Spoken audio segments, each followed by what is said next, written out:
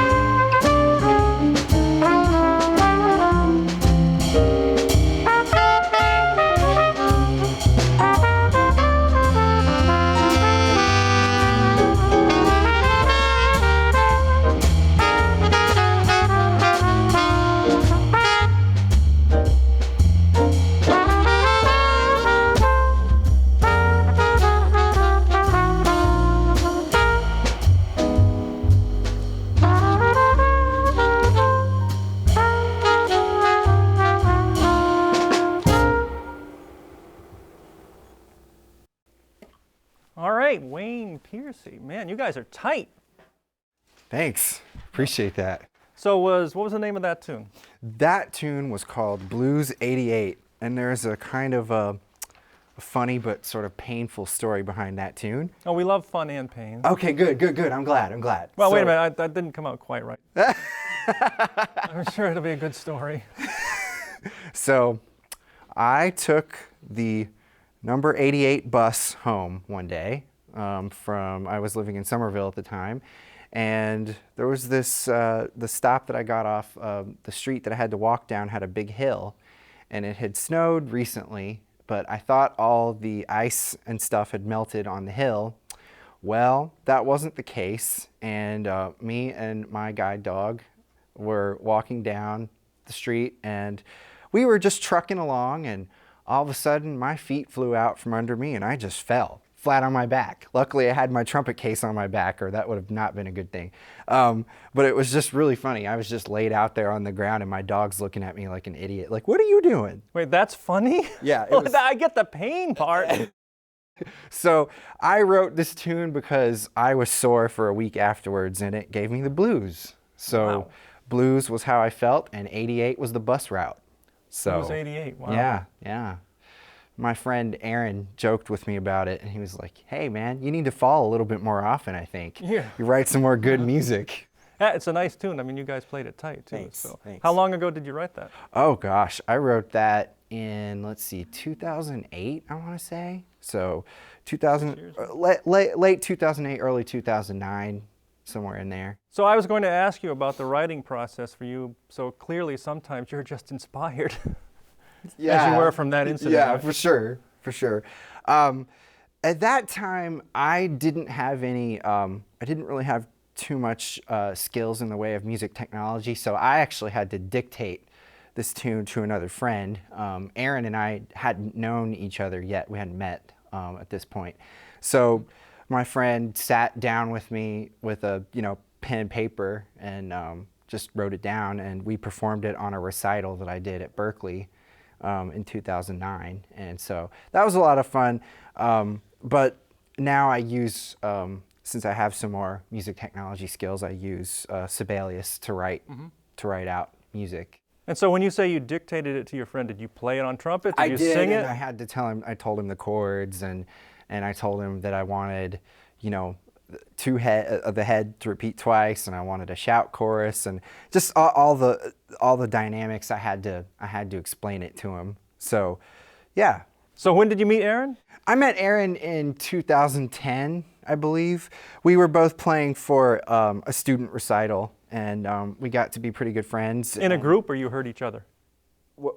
You were playing for a student recital? Yeah, we were playing for a student recital, someone else's recital, a different bass player, okay. A student at Berklee, and we were both called for the same recital. So we got to know each other pretty well, and went to each other's places and played tunes together, and we're like, man, we should form a group together, and we really liked how we both played with each other, and so it's been good. And this is the group, the Wayne Pearcy Quintet. The Wayne Pearcy Quintet, that's right. All right, you got another tune for us? Yes, we're going to play a tune by Aaron, actually. It's called Cypress, and it's inspired by a Van Gogh painting. All right. Once again, the Wayne Pearcy Quintet.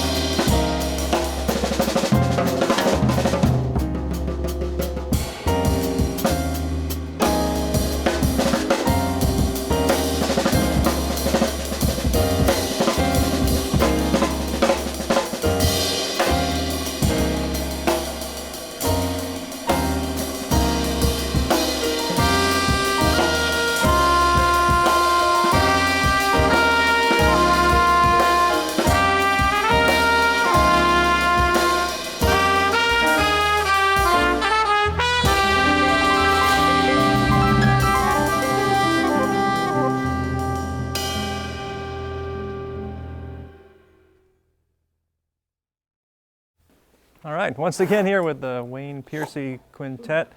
Wayne, I was reading in your bio that you've become an advocate for assistive technology. Can you? That's right.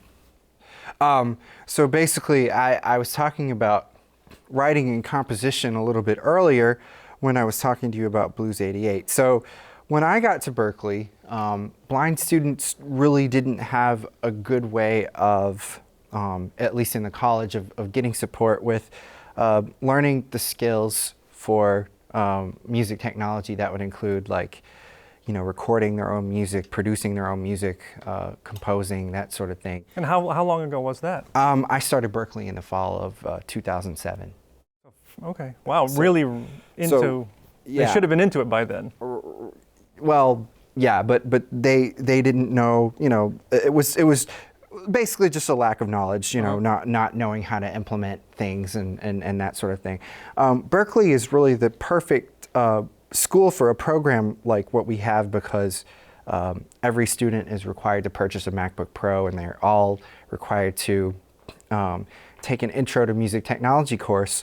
But the blind students at Berklee couldn't really get in that game because none of the teachers knew how to work with us, and nobody knew how to interface with our software and everything. So I advocated for it took a while to get Berklee to get the ball rolling on it, but I advocated for a lab that we could have set up so that we could have our own workstations with adaptive software on them. And Berklee ended up hiring a graduate from there, actually. His name is Chi Kim, and he's from Korea, and he teaches our class, and he teaches Sibelius, which is a music composition notation program.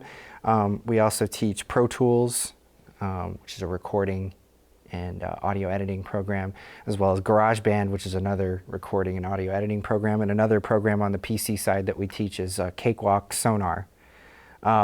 So these programs allow blind students to be able to more independently, compose, produce, and, things of that nature. And not only does that help the students at Berklee, the blind students at Berklee, succeed in their classes, but it also helps them to succeed in the real world, in their professional careers.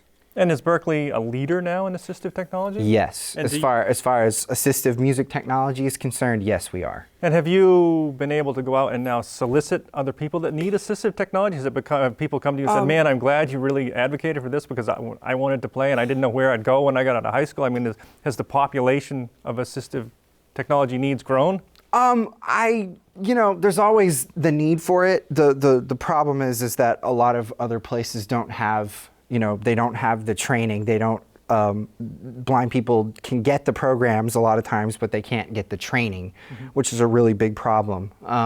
So I have, I've mentored students at Berklee, as well as I've mentored a couple of people, outside of Berklee, and kind of let them know about what we have. We haven't gotten, I haven't personally been able to recruit anyone per se, but I've definitely gotten the word out. Spreading the word. Yeah, definitely spread the word.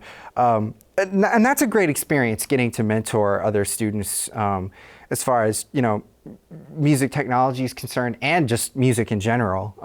I've got a trumpet player friend who's pretty much totally blind, has light perception in Florida, and we've been talking about trumpet playing and technology, and kind of helping her get through college, because her school doesn't have the kind of support system that Berklee does.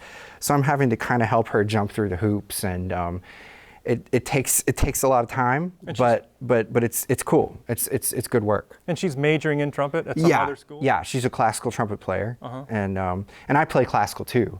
So we both understand each other pretty well. So that's been a rewarding experience. I met her in the summer, and I also mentored was really close with one of the students at Berklee, was a deaf-blind drummer, and played primarily jazz. And so I spent a lot of time mentoring him, helping him find the right teachers that would understand, the accommodations that he would need, and that sort of thing. And I had to help teach him how to, hear in an ensemble and come up with some strategies for him to help him hear across the band better, things like that. So that was also very interesting to me, and I think it really helped me grow as a person and as a musician too. And so I've done some of the stuff Berklee online, and I know that they have a big social network on Berklee where you can join there's a group you can join. I don't know what they call it exactly, but you can become a member of this online group, and so you're part of the recording group, you're part of the bass group. Right. Do they also have an assistive technology group? So you guys all, No. How do you find each other? Do they does the administration say, go talk to Wayne, he'll help you out? Or? Well, if there's a blind student who applies to Berklee, they're directed to a guy named Bob Mulvey, who's the head of disability services at Berklee, and then that Bob will direct them to once they get to Berklee, he'll direct them to Chi, who teaches the class. So they've really, since you've been there, they've really streamlined it so they can put people right into the... Absolutely, yeah. And actually what we recommend is that students come in and take, we also do this, not only do we do this in the fall and spring semesters, but we also do this as a 5-week course. So what we actually recommend is that blind students who apply and get accepted to Berklee, we recommend that they come and take the 5-week class so that they can not only get to know the technology and things like that before their first semester starts, but they get a head start on learning the campus, learning where some of the classrooms are, things of that nature. So it's kind of like an acclimation period. Right, exactly. And the 5-week program is also for high school students if they want to come check it out. We have a student now who is 17 years old, and he is a full-time student, but he went to the 5-week program for 3 years. He skipped last summer. He skipped his past summer, but he's 3 years before that. He came every year to us and really learned a lot. And now he's going to take over my job one of these days, I think. So did you graduate Berklee? I did, yeah. So you started in 2007. You graduated. Well, I finished. I took my last class in the summer of 2013. For a while, I was going part-time, and I was working in the lab as a lab assistant, and kind of still continuing my advocacy work and that sort of thing, and playing and some things like that. And what's your degree in? Performance. Trumpet performance? Trumpet performance. And now you're still affiliated. Are you actually working there now? Yeah, Because he'll take your job. Yeah, I'm still a lab assistant. I still keep the lab open and help students with projects and things like that, and play whenever I can. It seems like work takes up most of my time, but it's good. It's good work, so I'm glad to be doing it. And Berklee is definitely the only place like this in the world for blind students. Wow. And no kidding. Yeah. Yeah, as far as I know, and if somebody wants to. Wow, it's 2014. Yeah. Well, if people don't know that they, if schools and universities, colleges, whatever, they don't know that this is what blind students need, then they're not gonna do anything about it. A lot of times, the blind person has to, make their voices heard and really speak up about these things. So they have to advocate for themselves. Right, they could be you entered this program and had to advocate for yourself, yes, and now they have it streamlined, and you're also still there, and they keep other students will advocate for each other now. At this point. Right, exactly. Wow. So you've done some good work there. Yeah, and it's been really rewarding, And I think Berklee, like I said before, I think Berklee is the perfect place for it. And hopefully and the great thing about it too, I also want to mention that this program is really global. We've served a lot. I wouldn't say like tons and tons of students, but we've definitely served people from all over. We have a Korean student now. The other blind lab assistant who went through the program, he's from Italy. We're getting a guy in the spring from Switzerland. We had someone come to the 5-week this past summer from Bulgaria. So it's really good. It's really, really fun to meet people from, all different places who you have something so, in common with, and it's really great. Well, let's hope now that Berklee has kind of led the way, other universities will use the program as a model and perhaps even Absolutely. call for tips and advice and say, how do we get Absolutely. this going here? Absolutely. Let's talk more about your music. Sure. So I started playing trumpet in 1998, sixth grade band. That's when most people start. And the trumpet kind of, I guess, I don't know, it just kind of came to me in a way. Did you try anything else? I did. I mean, I tried, they tested me on flute and trombone and tuba. Yeah, fifth graders, when they're in elementary school, they usually can go to the middle schools and get tested to see, kind of what instrument they, can make a sound on first. And that's generally how they go about selecting an instrument for you, whatever you can get a sound out of. And they look at you and make sure that you're comfortable playing it too. So I started out on trumpet, and I've since tried all the brass instruments. All of them? Flugelhorn? Oh yeah. Tuba? Yeah, a little bit. Trombone? Trombone, yep. What's the French horn? Yep. Oh, wow. Actually, it's funny because You've gone through the whole. Oh wow. Yeah, there was a point where I actually thought I would switch to French horn Yeah. and never play trumpet again, but I decided not to. Jazz do that. French horn, or that was more in your class classical, in high school? Yeah, classical. I on trumpet I learned both classical and jazz at the same time. Yeah. So, and I still try my best to keep both styles going. All right. Well, let's hear another song. Whose is this? This is my tune, And it is? and it's called "Over the Edge." Over the Edge. Over the Edge. Once again, the Wynton Pearcy Quintet with Wynton Pearcy on trumpet, Aaron Gratzmiller alto sax, it looks like this time, Abraham Olivo on keyboard, Fabio Rojas on drums, and Frank Ojeda on bass.